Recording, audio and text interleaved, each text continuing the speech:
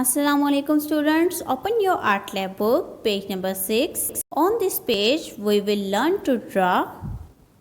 We need material, pencil, color pencils or crayons.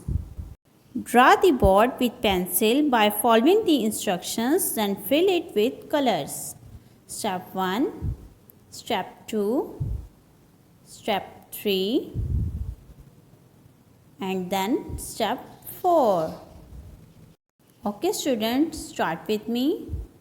Firstly, draw a triangle according to step 1. Yes. Then we will draw a straight line under the triangle according to step 2. Yes. Now we will draw a curved line according to step 3. Yes, like this. Curve it. Now we will draw waves of water according to step 4. We have completed this board according to instructions. Now start coloring with me. Students, we need colors or crayons. I use here pink color.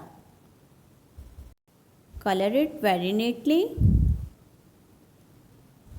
This is triangle.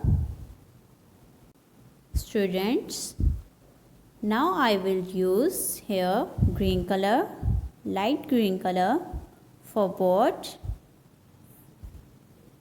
Draw neatly students. Don't cross outline. Yes, very good.